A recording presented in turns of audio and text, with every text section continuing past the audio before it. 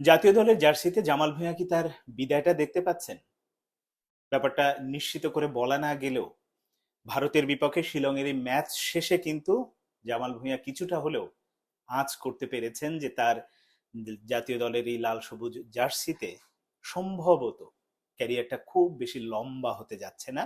যদি heavier Cabrera coach হিসেবে থাকেন, সেটা আসলে বোঝাই যাচ্ছে। ম্যাচ শেষে ড্রেসিং রুম থেকে খেলোয়াড়রা বের হচ্ছিল একে একে, আমি জামাল ভুঁইয়ার চোখটা দেখছিলাম। অসম্ভব বিষণ্ণভাবে বের হচ্ছিল। বের হওয়াটাই স্বাভাবিক।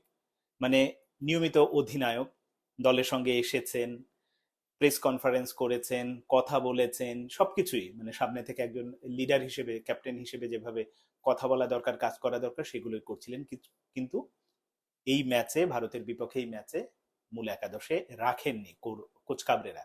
সংবাদ সম্মেলনে তাকে জিজ্ঞেস করা হয়েছিল কাবরেরাকে আসলে কেন জামাল ভুঁইয়াকে, তিনি বলেছেন কৌশলগত দিক থেকে আসলে জামালকে এই ম্যাচের জন্য বিবেচনা করা হয়নি। এবং শুরুর একাদশে যখন জামাল ভুঁইয়া ছিলেন না, তখনই আমার কাছে মনে হয়েছে যে না, সাবস্টিটিউট হিসাবেও আসলে আর জামাল ভুঁইয়াকে সম্ভবত দেখা যাবে না। শেষ পর্যন্ত হলেও তাই। কারণ জামাল ভুঁইয়া যে পজিশনে খেলে বা যে জায়গাটাতে খেলে, ওই জায়গাটাতে আপনার সাবস্টিটিউট হিসেবে যদি আসলে তাকে নামাতে হয়, তখন ম্যাচ সিচুয়েশনটা কি থাকে সেই অনুযায়ী সাধারণত কোচেরা সিদ্ধান্ত নিয়ে থাকেন। এবং ওই সময় যেটা হয়েছে ওটা খুব স্বাভাবিক। ওই জায়গাটাতে আসলে কোচের কেন জামাল ভুঁইয়াকে নামাননি, ওই প্রশ্ন তোলাটা অবান্তর। কারণ কোচ মনে করেছে ওই সিচুয়েশনে এই স্পিডি বা এই রকম টাইপের খেলোয়াড় দরকার, সে ওই ধরনের খেলোয়াড় নামিয়েছে।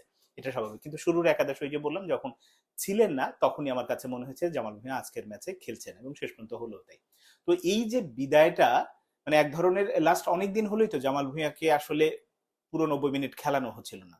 হয়তো শুরুর একাদশে থাকলেও সেখান থেকে 60-70 মিনিট বা প্রথম হাফের পরে তাকে তুলে নেওয়া হচ্ছিল, এরকম হচ্ছিল। এটা ক্লাব ফুটবলেও যেমন চলছিল, একইভাবে জাতীয় দলের জার্সিতেও চলছিল। কিন্তু এই ম্যাচে ভারতের বিপক্ষে পুরো 90 মিনিটের কখনোই একটা মিনিটের জন্য যখন আসলে তার জায়গা হলো না, এখন বোঝা যাচ্ছে যে জামাল ভুঁইয়াকে মেন্টালি ওইভাবে প্রিপারেশন নিতে হবে। সম্ভবত তার জাতীয় দলের জার্সিতে আসলে বিদায়টা এভাবেই হচ্ছে।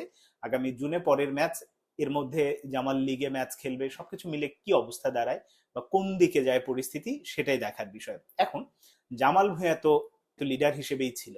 এই লিডারের জায়গাটা আমার কাছে এই ম্যাচে, ভারতের বিপক্ষে এই ম্যাচে মনে হয়েছে আমরা আসলে লিডারটা পেয়ে গেছি। লিডারটা আর কেউ নয়, হামজা চৌধুরী।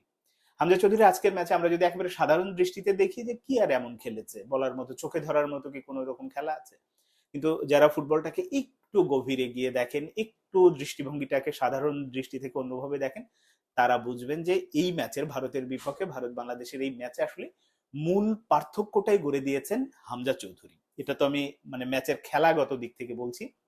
অন্য আরো ছোটখাটো কিছু বিষয় আছে যেগুলো হয়তো আপনাদেরও চোখে পড়েছে, যে যখন রেফারির সাথে কোনো একটা কনভারসেশনে যাচ্ছে বা একটা খেলোয়াড় কার্ড খেতে পারে, তাকে টান দিয়ে অন্যদিকে নিয়ে দেওয়া, সরিয়ে দেওয়া, এই যে ব্যাপারটা, লিডার সুলভ যে ব্যাপারটা, এইটা তো হামজা চৌধুরীর মতো আগে থেকেই ছিল।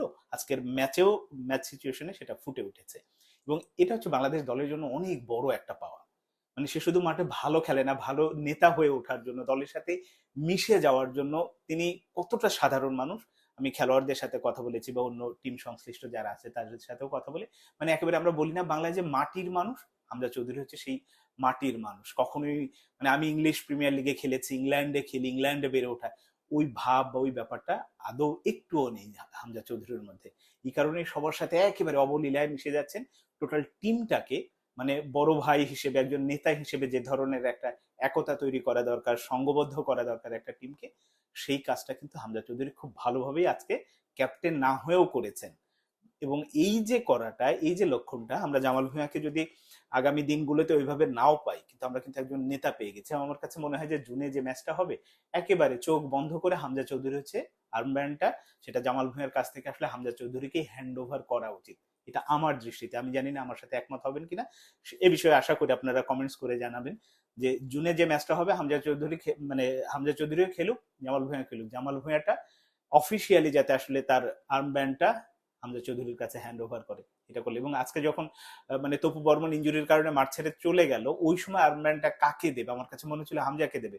আবার একবার মনে হচ্ছে না, হামজাকে এইভাবে আসলে দেয়াটা, একজন চলে গেছে তার জন্য হামজা চৌধুরীকে দেয়া, এটা না, আনুষ্ঠানিকভাবে হামজা চৌধুরীকে দেয়া হোক। এটা আসলে স্মরণীয় হয়ে থাকবে। এক নেতার বিদায় হচ্ছে, আমরা আর এক নেতা পেয়ে যাচ্ছি।